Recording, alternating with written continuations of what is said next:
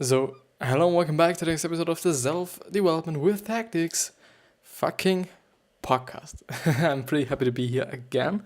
And as you can see in the background, to really start ahead right now, because I do quite want to limit my time today, because I quite feel like, sleeping a little bit more than, 5 hours would be actually a good thing for my health, because I actually feel like, now I pretty much think this is the first time that I'm actually feeling like not that good because of sleep. I've always been like, why people do just, complain about when they not, get their 8 hours of sleep, or the 7 hours or whatever they need. And I quite feel it now that I on my own just, kind of got the experience that, having way too less sleep for, a pretty or relatively long period of time isn't the best thing you can do. Definitely not. And therefore I'm quite humble, or not humble, but I do just, want to make the effort to just be able to really go to bed today on an appropriate time, so that, I do get a little bit more of sleep and I do am more productive. And, this, always in the end just really plays into my hands of being, more productive or more creative or whatever. But we will go straight ahead with simplification. And if I haven't just explained it or just pointed it out, we are going ahead with Extreme Ownership by Joko, Wilink, and Leif. Leif something with B, I don't know. Nevertheless, we will go ahead with the simplification. Wilink stresses that as a leader, you need to ensure that your plans, orders, and tactics are simple and straightforward. When things get complicated, people misunderstand, wires get crossed, and inevitably things go wrong. As a leader, you need to communicate the plans and tactics as simple as possible. Make sure that everyone understands every step, and be sure to not overcomplicate any stage. Consider whoever on the team has the least knowledge or ability, and address your whole team as if they all had the same understanding. Ensure that everyone is on the same page when approaching a mission. I think this is especially important, and I kind of visualize it as, if you're really into a team or really in a team that, has to do something with war, like, the SEALs have, it is, I think, pretty fucking crucial to have a team that, everyone is at the same stage, obviously the leader of this kind of group is, or might even be, a little bit higher in terms of, his or her level or some kind of. But I think at the end, nobody should feel like, I'm, not as much worth as, him or her or whatever. I think this is pretty important to just, kind of make sure that nobody is, don't feeling bad when they're just, in the mission or quite during the mission. So that may or might would have come up with, or would have ended in just having, mental problems, and not actually just, communication problems with your teammates. I hope you understood what I just explained. So the prioritization and the execution. Wilink points out that at all times, a leader needs to be aware of their top priorities. And this is, I think, especially also important in just your everyday life. If you just kind of miss out your values and your end goals, you kind of find yourself on the wrong path towards it, because you haven't set the priorities or the top priorities the right way. And I would really suggest you, in terms of the top priorities, go and check out The One Thing by I don't know, unfortunately, but I've actually did a video and or podcast episode about this book, or about this book summary. It was a pretty incredible book, I think. Even though I just was, before reading it, like, I knew this book for a pretty long time before it, and I was like, I do not have to go through it, because they actually only suggest you to do one particular thing, which, wasn't quite the thing I would have suggested before. But now I'm like, this is a pretty valuable book, and I do now understand that, I do quite understand and kind of acknowledge this book's ranking on Amazon, because it is actually, it's pretty high in the ranking, as I remember. I think it's, under the top 10, I think, or something. I don't know, but I didn't really just understood it quite before. But yeah, having your priorities and setting your priorities in the right way, or just having the right priorities, is, at my point of view, crucial for everyone or every human being.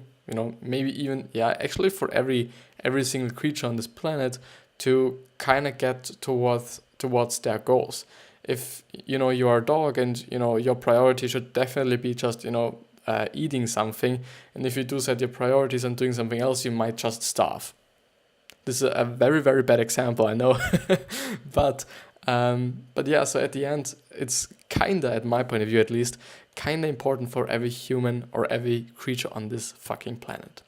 So when facing a problem, a leader needs to know exactly what needs to be addressed first and what can be dealt with later. And this is very important, because if you are like, okay, you decide that something is very important that at the end turns out to be not that important as you just imagined it, you just really fuck a lot of time. And this is, I think, pretty fucking crucial, especially when you are in war. And, I think in war, it's not like you can waste a lot of time. So you don't want to be overwhelmed with numerous issues, unable to identify which one is the most important. The key principle that Wilink wants leaders to remember is that you need to prioritize and execute.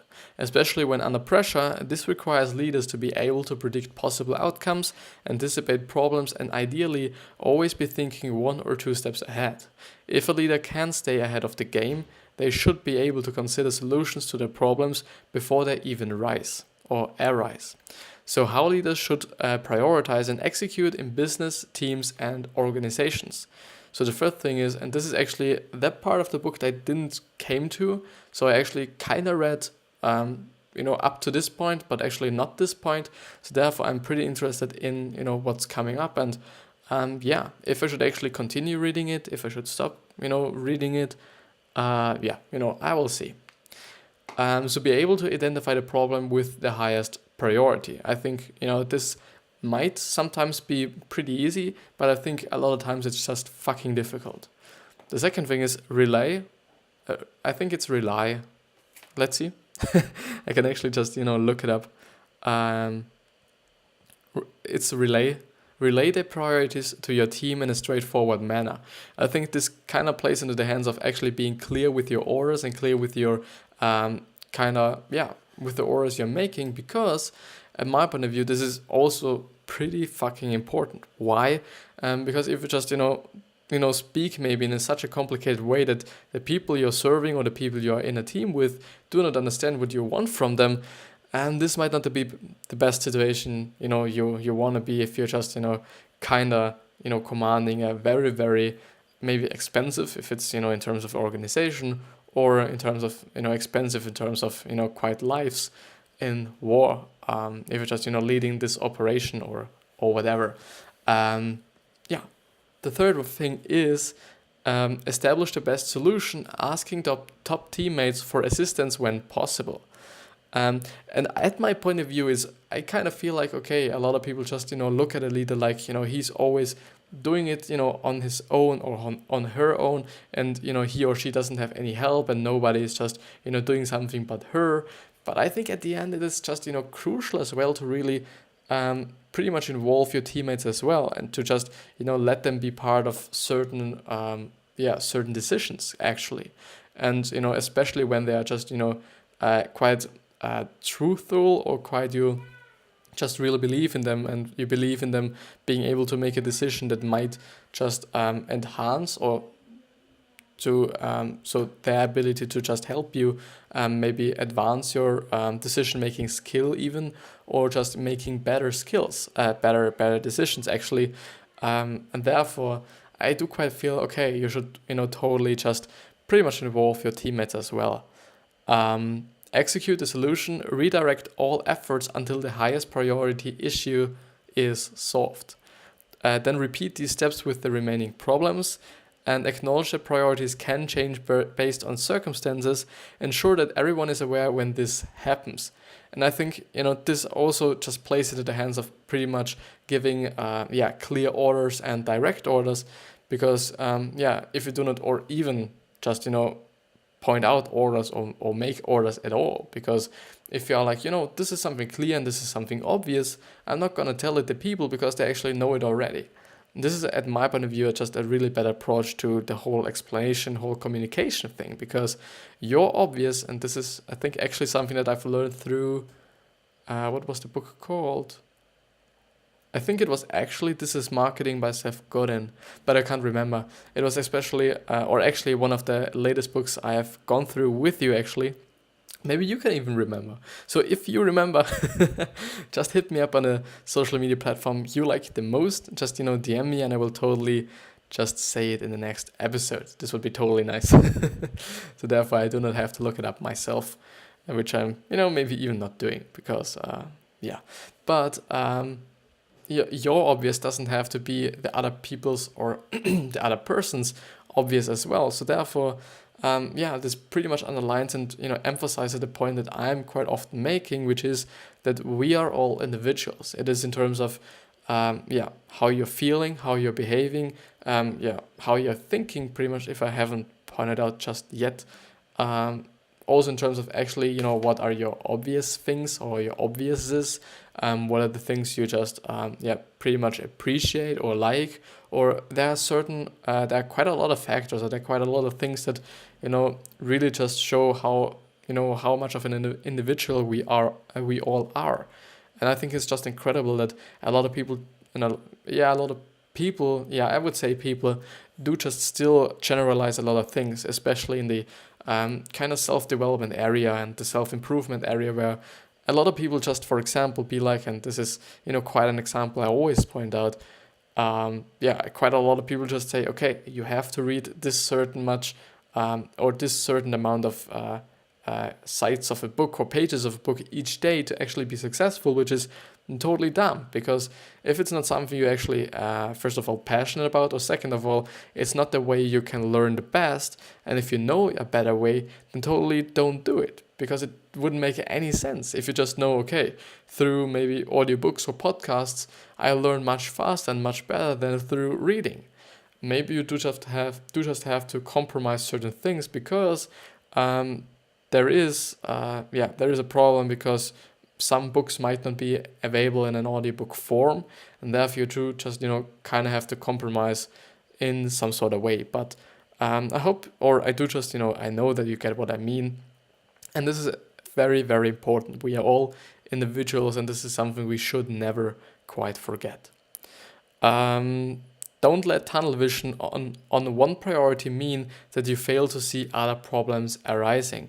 At my point of view, this is a problem a lot of people have in life in general, and it's the same thing with me. Often it feels like there are some certain things that are that they should be so clear for me, but I'm actually not seeing them.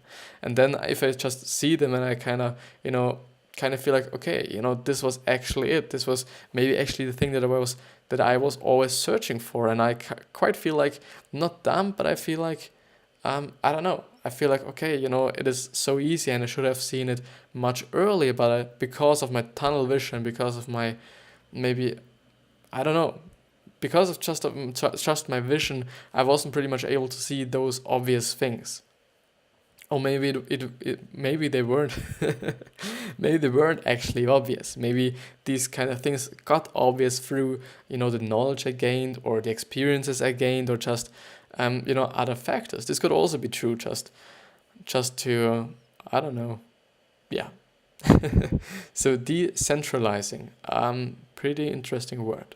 So Wilink explains that it is a fact that leaders are not able to be in complete control of,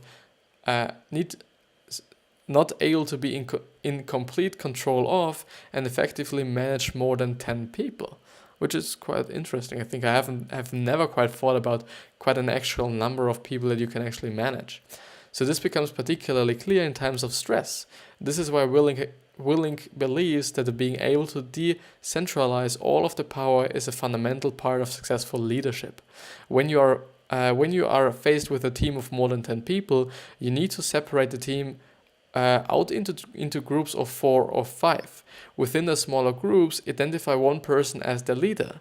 This selected leader needs to work closely with the other leaders and the overall leader in order to ensure that that they are all working towards the same goal with the same tactics. And this is just, a pretty, I do not want to say obvious or common sense approach, because this is just my view, but I think a lot of people just were thinking about that, and it makes sense.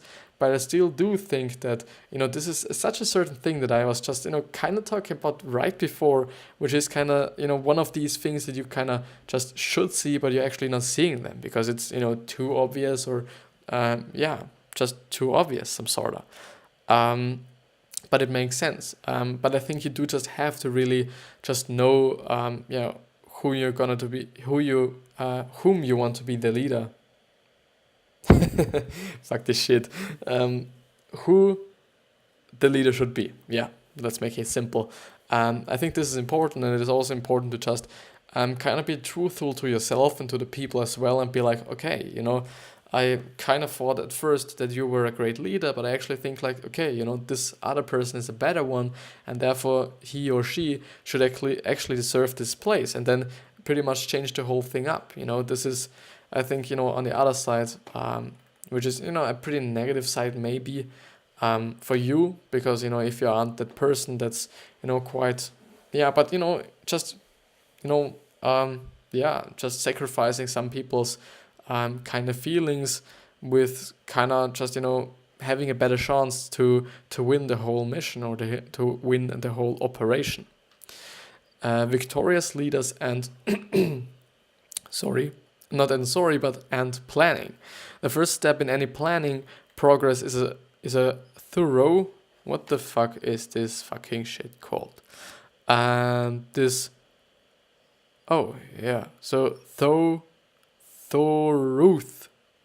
Thoroughth. Okay. Analysis of the mission at hand. Wilink stresses the importance that the leader understands the ins and outs of the entire mission, and it is able to relay the necessary information to their team.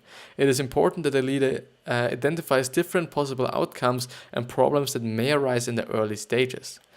I kind of feel like that I'm always just pretty much translating it into war and war scenarios, and I just imagine just people who are sitting around a map, or just a leader who just watches a map and or explains the map to the other people, while pretty much thinking of all the outcomes that could occur or could come up, to just be like, okay, should I tell them or should I not? Should I actually give them more information, or would more information be too much? And this is, I think, actually something that you should also just look out for. If it's maybe too much information or too less information. I think both extremes aren't that good. I would say that less information is totally worse than having too much information. But too much information, on the other hand, could let you just feel like kind of stuck or some kind of confused maybe. So a broad and ambitious mission results in lack of focus, ineffective execution, and mission creep.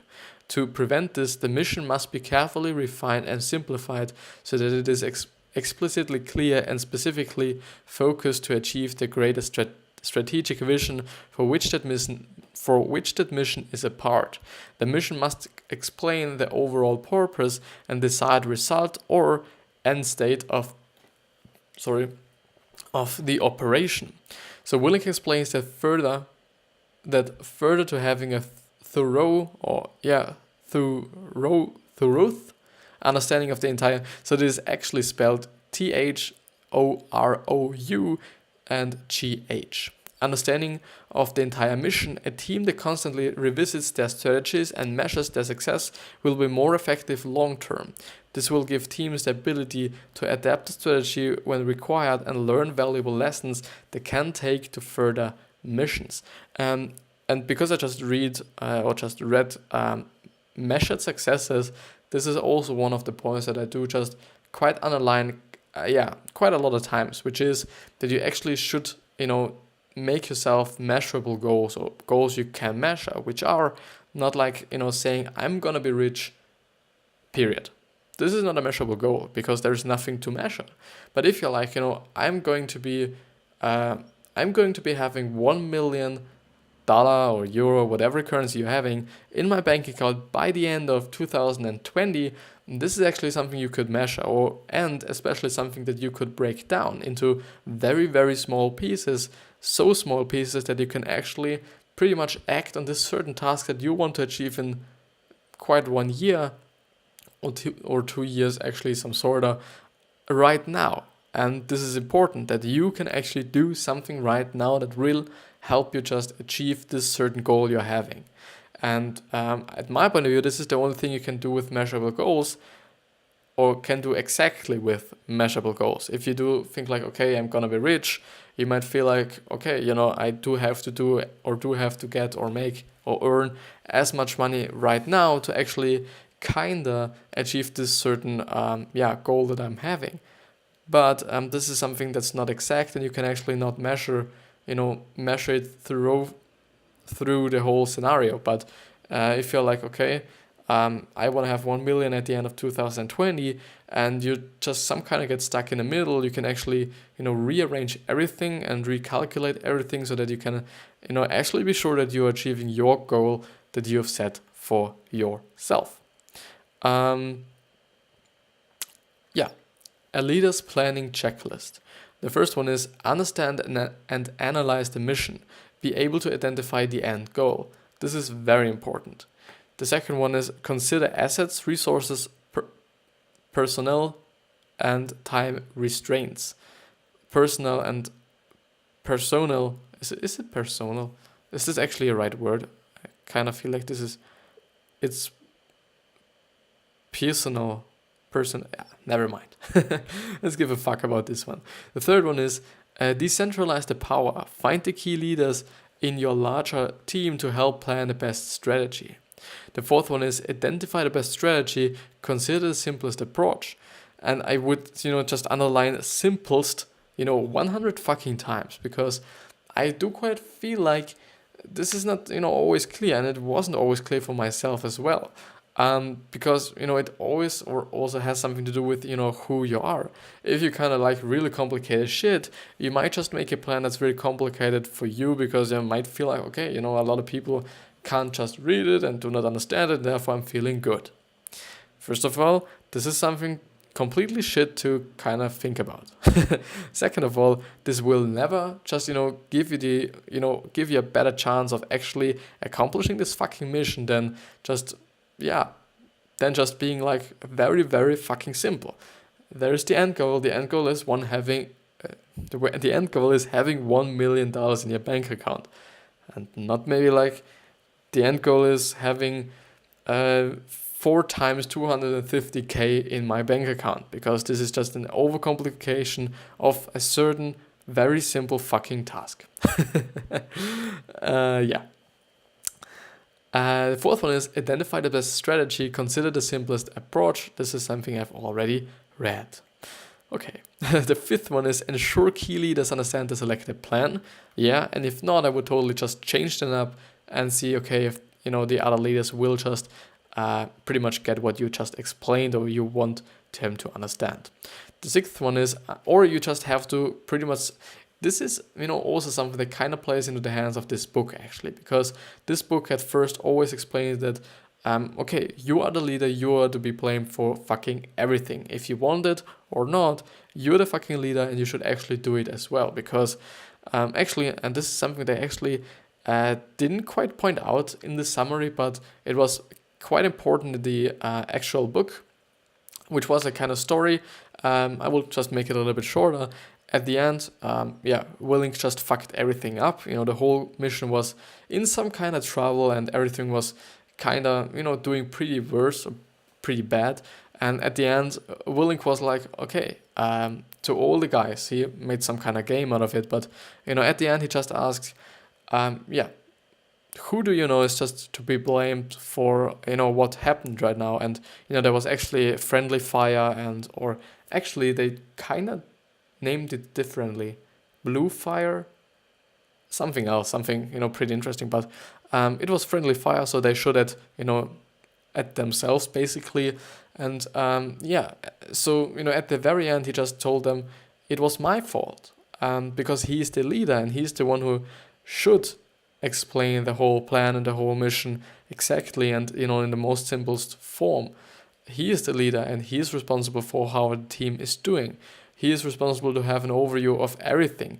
He is just responsible of what happened into this mission and why one of his fellow friends got hurt actually in the face area, and they had to bandage him up completely, which I think wasn't pretty something nice. And I think he even lost his left eyesight, if I remember correctly, which is definitely something that's very, very bad. Where did I stop? Seventh one is eliminate the possibility of as many risks as possible. The eighth one is delegate to junior leaders where possible. The ninth one is keep a close eye on the plan and any new information that arises. Totally, because I think in the process you really have to be able to kind of change the plan up a little bit or make it even better or just adapt it to the certain situation or the scenario you are quite in now, because nothing in life is just completely a certain way. I think always things are just evolving and processing, and therefore especially in war, and I'm quite still always thinking about war, this is something that's just a dynamic thing. It's like chess, nothing is standing the same fucking way all the time. Your opposite will move as well. So yeah. The 10th one is clearly brief all personnel and ensure everyone has a complete understanding. Pretty important. The 11th and nearly last one, allow time for questions and discussions from your team members.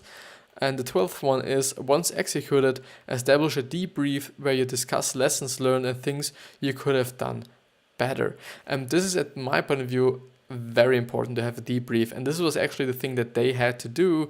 Did they had a debrief, or was it a regular brief?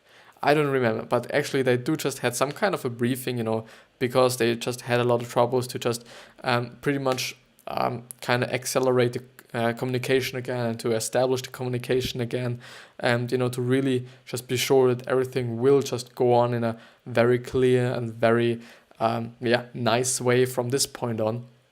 And I think just at the end saying, okay, this is something we did well, and just pretty much being truthful to yourself and saying, okay, this is something that I did well. I can just be honest to yourself, but there are also certain things that you could have done way better than you actually did. And this is also something you have to be truthful to yourself, because if you're like, everything was pretty good, you will never just learn from your failures or learn from the things you might have fucked up, or you learn to kind of see things in perspective and be like, okay, this is actually something that I could have done better. And but also I would say, on the other hand, because there are always some extremes. On the other hand, do not be just do not cripple yourself by saying I could have done this better and that better and whatever.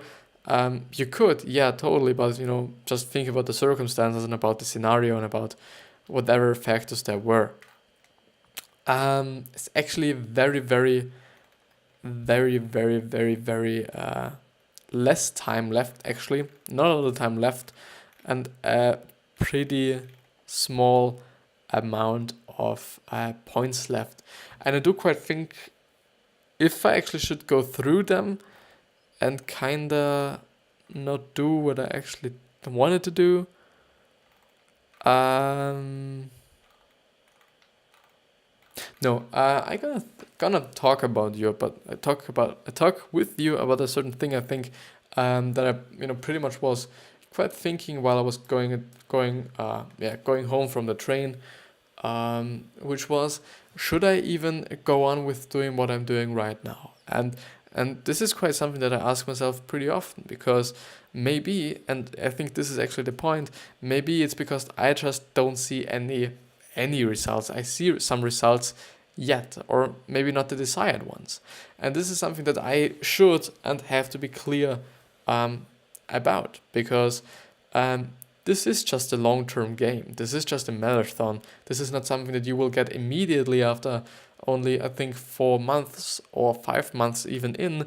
it might, take up to 10 years that actually what I'm doing right now, and it, also should involve should involve some kind of evolving. I think this just can take a lot of time, but I think it is also important to just, be kind of clear about when to stop and when to quit, and when to pretty much know, okay, this is the time to stop, and this is not something for me. And, Gary Vee, because I just listened to a podcast episode of him, which is something that I really like to do, because I like to listen to people who are just speaking, and who are just explaining certain things that I'm actually passionate about, or that I just like, or giving me some motivation to do the things that I want to do. And he just said, okay, if you're doing something, if you're just doing something that you actually pretty much like, and you just wanted to do it, and you start this certain thing, and you are fucking 7 years in, and you did everything every single day, you put in the most power you could have, and after 7 years nothing happened, and you got nothing out of it, and the ROI was pretty much zero. Then he said, then the market decided that your product, or you in this certain position, is not good enough, and that's it. I think that makes sense totally, because after such a long period of time without seeing any results, but actually having put in a lot of time, a lot of energy, a lot of effort, might first of all maybe just tell you, okay, your product is just shit, or what you're doing is just shit. And this is actually something that I've been thinking about as well. But it could also mean like, okay, you shouldn't do what you're doing right now. You're not made for what you're doing right now. Or maybe even it's about the market. The market isn't actually ready for what you're saying, for what you're doing, which is, I think, some kind of not that often appearing situation in nowadays life. I think some years ago it might have been something different, but what I wanted to say in between was that I quite also think about doing something else, maybe doing something that's more about a little bit breathe, a little bit more information, less time maybe. But the thing is, what I'm doing then about the podcast and doing both things isn't quite working out for me, I think.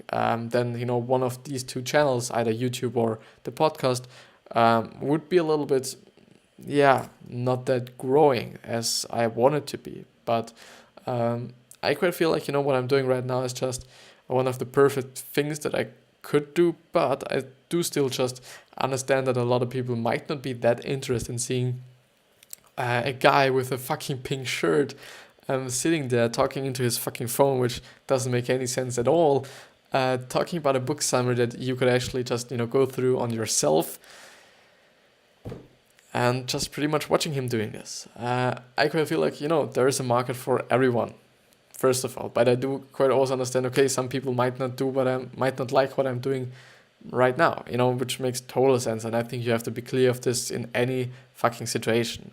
Some people just aren't interested in what you're doing, but just thought about maybe changing it up a little bit, but I think I will just let it be, just see, okay, what happens until I'm 1 year in, because until then there's just a lot of episodes on my channel, on my podcast. And I think the more I put out, the more I do, the more the more people will just probably, come across my stuff. And maybe some of them are the early adopters or early birds and will just, spread my words and spread what I'm doing quite right here. But with that being said, actually today's episode was fucking great, to be honest. It is always just in terms of speaking that I actually think that an episode is good or bad. Because I understand, first of all, it's, it's nicer for me to be more fluent and, more able to speak in a proper way. And I also think that it, is the same thing for you as well. But without not quite wasting more time, that I could have used for actually going through the summary a little bit more. I wish you a very, very wonderful day and or night, whatever time zone you're in. I hope you have the success, the wealth, the happiness, especially the happiness, because happiness is fucking important. I hope you're giving back something, because, especially in your progress, giving back to the people whatever you can do will just, make you, at my point of view, pretty happy. And just think about your legacy and try to be the nicest one, even though it's, I'm not able to do it as well. So it's nothing to just get crippled by, but, having a view on it and just, taking care about it in the macro is, I think, a good strategy. With that being said, I love you.